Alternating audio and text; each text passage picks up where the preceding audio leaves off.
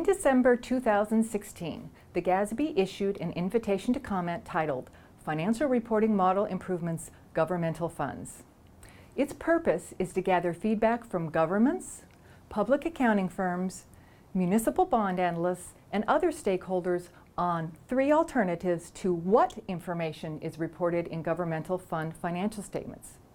It also presents alternatives to the format of how that information is presented. This is the second in a series of videos explaining what the ITC is all about.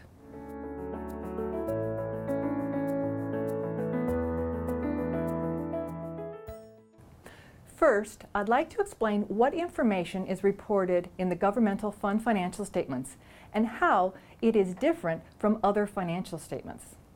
Most financial statements of cities, of states, and school districts contain information that is recorded on an accrual basis.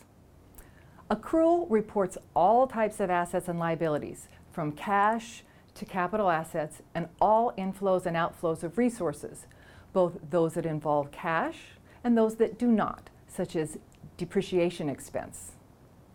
This economic resources information is particularly useful for evaluating a government's long-term financial health and for assessing whether it has used resources efficiently and effectively. The information governments report in financial statements for their governmental funds, however, is supposed to reflect a shorter time frame for purposes of assessing fiscal accountability. Governmental funds information primarily consists of current financial resources. Long-term liabilities such as outstanding bonds and capital assets like roads and bridges are excluded.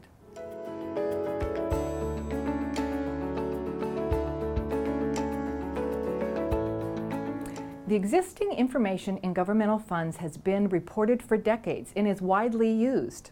However, there are several reasons why an alternative type of information is needed.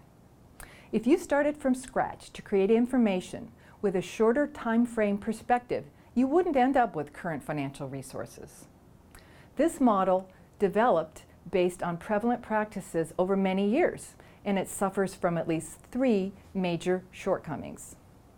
First, the information could be much more useful for evaluating shorter time frame financial health and distinguishing it from the longer run information in the accrual-based statements. Second, although they are supposed to focus on current assets and liabilities, the governmental funds also may include non-current items like loans receivable, which is inconsistent with the shorter time frame focus. And third, it's not clear how to account for certain transactions in the governmental funds, particularly more complex transactions like those associated with derivative instruments.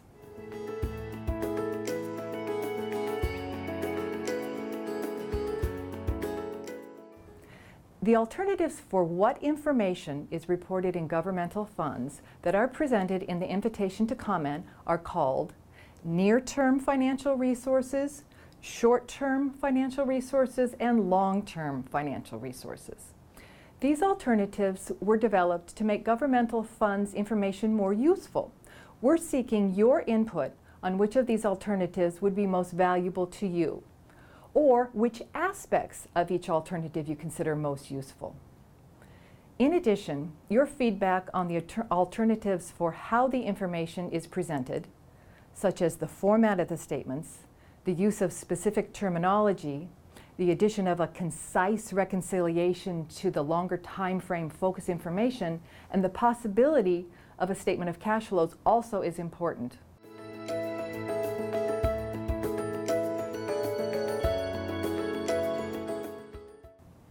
There soon will be short videos describing each alternative at GASB.org.